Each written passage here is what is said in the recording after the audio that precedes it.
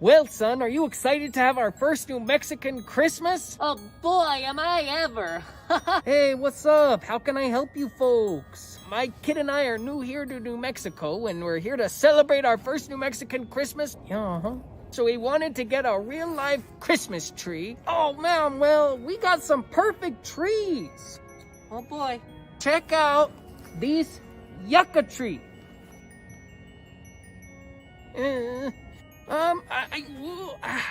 Picture these ornaments, tinsels, lights, Christmas lights, luminarias around it. It's beautiful. Feliz Navidad, Holmes. What's up? Huh? Well, it's very bold. Okay, I get you, Essay. You're not sold on this one. Okay, how about check out this guy. Oh wow. It's very pointy. It's a big cactus. All right? It's very prickly. Cool. I don't want to hurt myself or my boy. Oh boy. Okay, I get it. Something a little more traditional. Check it out. How about this? Traditional tumbleweed. Oh dear. Just like the guy on I-40. This isn't a Christmas tree. That's not a thing. This isn't what I'm looking for. You know what? This was clearly a mistake. I'm just gonna get a tree online. A big, nice, white, fit Christmas tree. Just the way I want it. Yeah, okay. All right. Yeah. Come on, son. Yeah, let's get out of here. You guys are all beautiful. What is up, guys? My name is Antonio Ant-Man Anthony. I am reporting to you from my house. We are celebrating New Mexico Christmas, New Mexico holidays, New Mexico winter this year. I am here with renowned New Mexico holiday expert, New Mexico Christmas expert, Leonard Madrid. I'm not a Christmas expert. I'm just I teach theater. Are there even Christmas experts? So I feel like Santa Claus, Buddy the Elf, Jesus, Frosty the Snowman, all Christmas experts. Where are you from? I grew up in Portales. My family is from Anton Chico. Like Antonio Chico?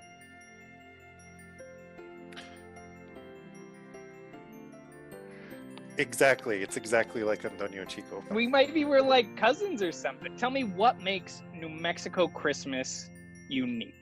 We have rituals, we have celebration foods, and just general ways of doing things that are different than the things that you would see on a Christmas card. What was Christmas like for you growing up? It was a huge family event. A lot of New Mexican families, we open our gifts on Christmas Eve night. I'm sorry. What? How are you opening? Santa hasn't come yet. So A New Mexican Santa comes on Christmas Eve. does he do that because we named Santa Fe after him? Santa Fe? Santa Fe is not named after Santa Claus. Welcome to Midnight Mass, Midnight Drive-In Christmas Mass. Not that kind of drive-in, though. Those of you at home watching on YouTube, thank you for joining us. And for those in the parking lot, thank you. Can I get an amen? Oh. In the name of the Father, and of the Son, and of the Holy Spirit. Amen. You all go ahead and get started without me. All right, folks, it's been an exceptionally dry year, so it's time we start looking at implementing water rations. New Mexicans are not gonna like this. It is a tough call to make, but someone has to make it. Excuse me, what if we make it snow? Hey there, guy. I think your mom just stepped away for a minute. I mean, let's be real, Janet. My mom hasn't really contributed anything to the board since 2005. Like I was saying, What about snow? Oh yeah, let's just make it snow across the state. Sure, kid. We'll just make it snow. And how do you propose we do that? Well, we could use this. It's a wooden spoon. You just put it under your pillow and then you get a snow day. All right. We don't have time for these silly reindeer games. Okay. No, it's real, Kevin. Remember that snowstorm back in April that closed down the schools? That was this spoon. So you're saying all we have to do is put a spoon under our pillows and we'll get some snow? Yes, and wear your pajamas inside out. Pajamas? And backwards. This is nonsense. Janet, come on. He may be onto something. Last time it rained, I remember I woke up and I had worn my CPAP machine backwards all night. Go on, Peter. Well, there is one more thing, and it's not going to be easy. It's going to require cooperation from everyone on our team. I guess it couldn't hurt. Okay, first, we're going to need a backer. So, Janet, I need you to contact the most famous person you know. Who do you got? I'm in a book club with Neil Patrick Harris. I said famous, Janet. Is this a joke to you? Better call Saul. Now we're talking. Now, we need to make sure that there's enough water vapor in the air. All right, Kevin, we're going to need you to start building the missile. But I don't know anything about building missiles. Well, then Google it, Kevin. Do I have to do everything for you?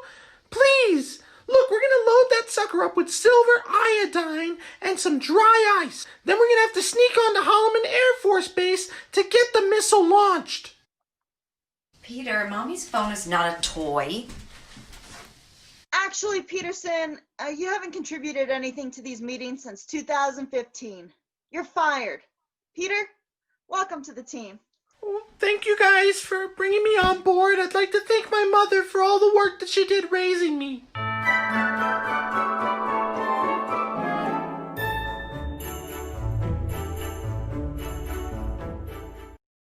Tell me about New Mexican Christmas food. Bizcochitos are a big celebration food. It's a cookie with sugar and a little bit of usually, man, I don't want to say this word, anise, to give it kind of like a little licoricey taste. And then usually some people will put like a little bit of wine or something in the dough. I'm sorry, what was that middle word again? It is a spice that is shaped like a star. It's spelled A-N-I-S-E, and it's pronounced anise. It tastes like licorice.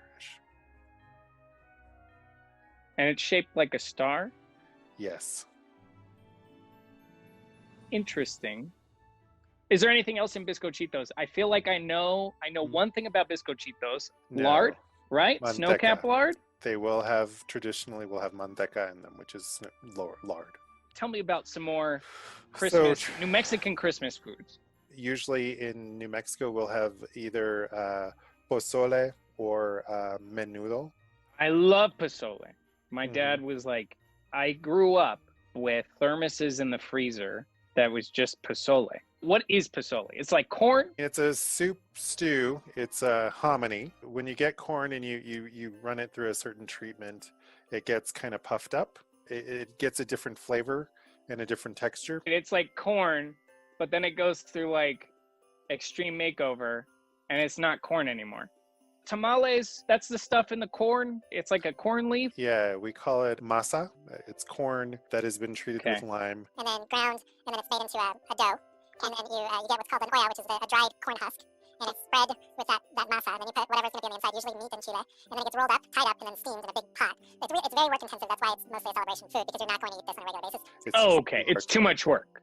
Yeah, so usually if you're going to do tamales, like the whole family gets together, everybody makes a Okay. big old batch of tamales, and then everybody eats a million of them. Tell me about the tongue.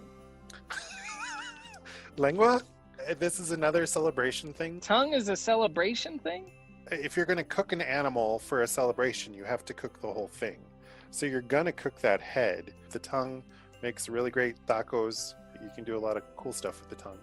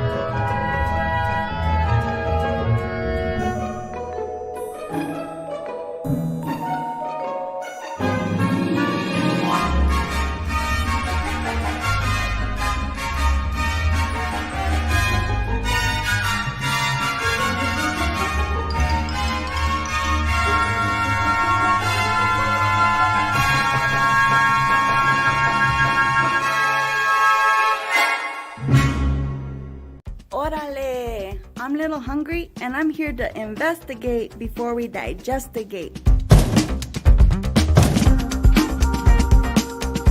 Every year we gather together to celebrate our winter festivities by eating tamales, right? This year I discovered the truth about tamales. All this time I've been prideful of the flavor, the ritual, the delicacy of my family's tamales. Years of defending my grandma's name until a local source dropped this bomb on me. Hey Mom, do you know when Grandma's gonna make her tamales? Grandma doesn't make tamales. What? She buys them from somebody in the family. She used to buy them from a lady at the Walmart parking lot. Now she's buying them from a family member in Artesia. I felt my whole life crumbling down around me. If Grandma's tamales aren't really Grandma's tamales, then is she even really my grandma? Who is this woman who has been claiming to make me homemade meals my whole life? And more importantly, who's been making the tamales? I began to search, asking everybody I could think of. Hey, Auntie, where do you get your tamales? Hey, Father Juan, where do you get your tamales? Boo-boo, you know where I can get some tamales? Hi, Tia. I was wondering, where do you get your tamales? Do you guys have tamales? I'm sorry, we don't. It's McDonald's. Oh, okay. I searched and I searched, but I realized that if I was gonna be unwrapping a tan treasure this Christmas, I better go straight to the source. I'm here at my grandma's house. I'm just gonna come out and ask her about it. Grandma, where do you get your tamales from? Well, we used to get them at this restaurant, but they were awful. But then one day, my niece from Artesia, her name is Yolanda Saiz, she brought me some, and they were delicious. And ever since then, that's where I'm going for my tamales, to Jolie's house. You think she's gonna make them this year because of COVID and stuff? Yes, I think she will. They're a hot item. You think maybe we could make some tamales together? Sure, I've been talking to your mom about it. Okay, that'll be a good idea. We'll do that. Okay, thanks, Grandma. You're welcome. There you have it, folks. Nothing beats homemade tamales, except maybe homemade pozole, and I know that's real.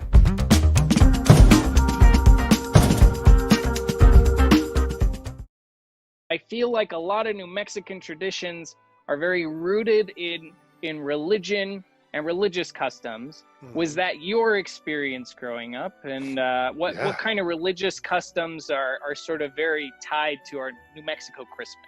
The big ones are the church holiday rituals like pastorelas and las posadas. What's las posadas?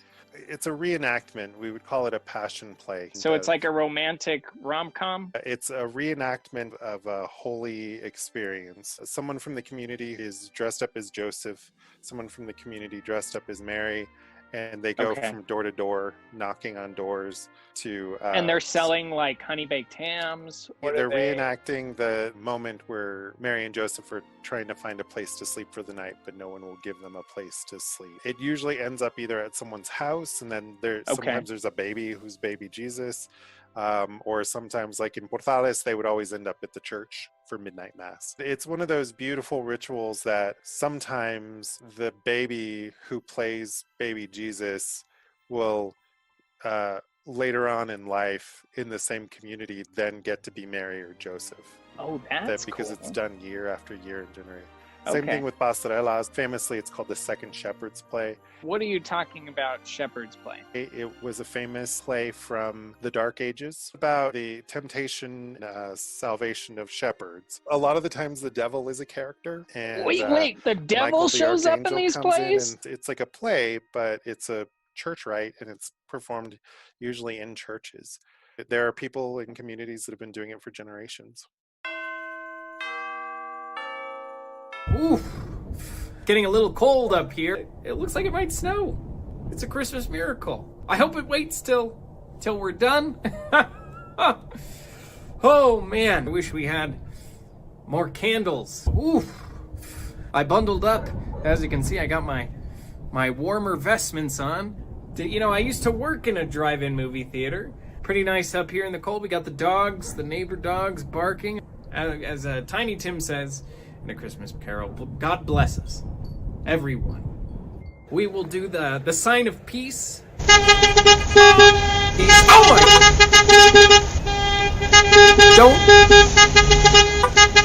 Don't drive into one another. Oh boy. I keep hearing about midnight mass.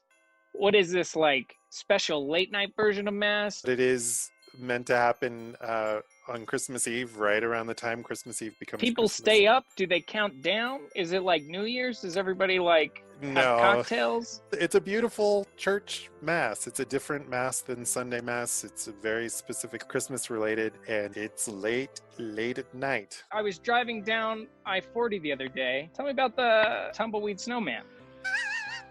That's very much an Albuquerque tradition. The Albuquerque flood control. Nice. Yeah. Every year finds the biggest tumbleweeds they can and make a big snowman.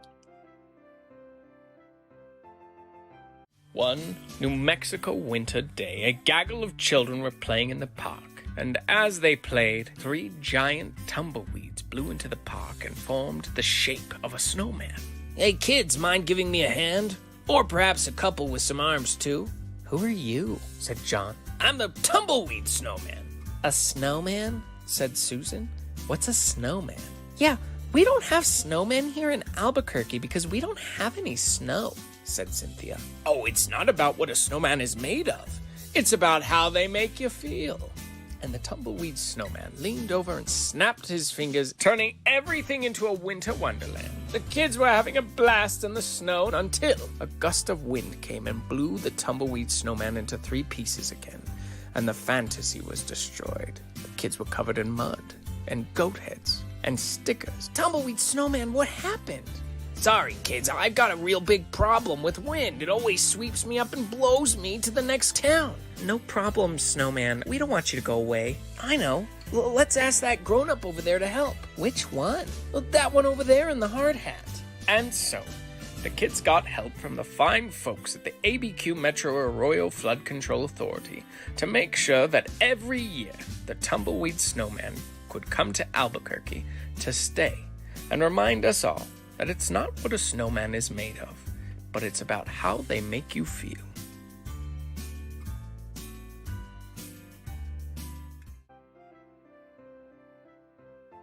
Nothing speaks New Mexico more to me than a sandwich bag with a candle in it. Yeah, it's a luminary, so it's a paper bag, and then it's got some sand in the bottom, and then a little a little votive candle. But it used to be lanterns that sort of lit the way during Christmas using sort of fancy paper, and paper was always expensive, especially the pretty ones.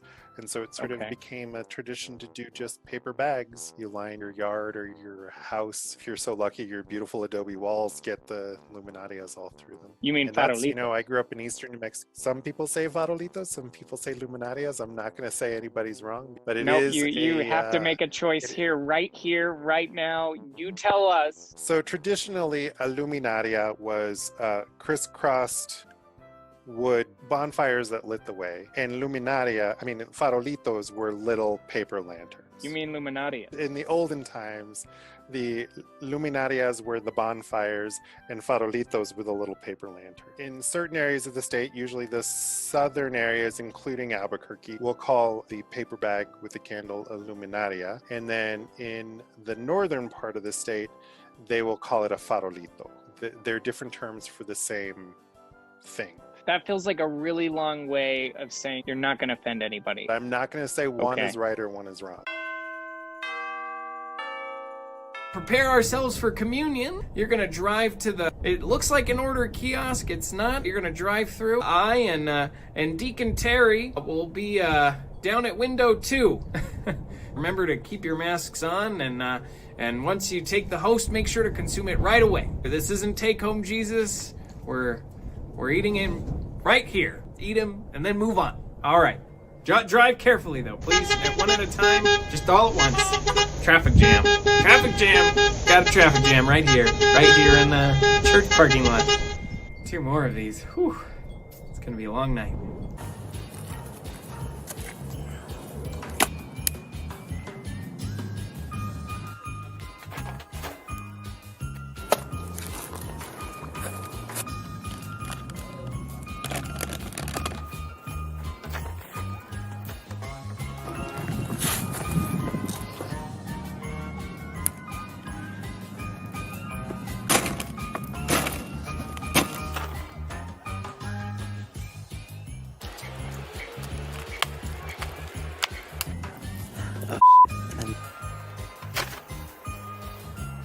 Super on fire.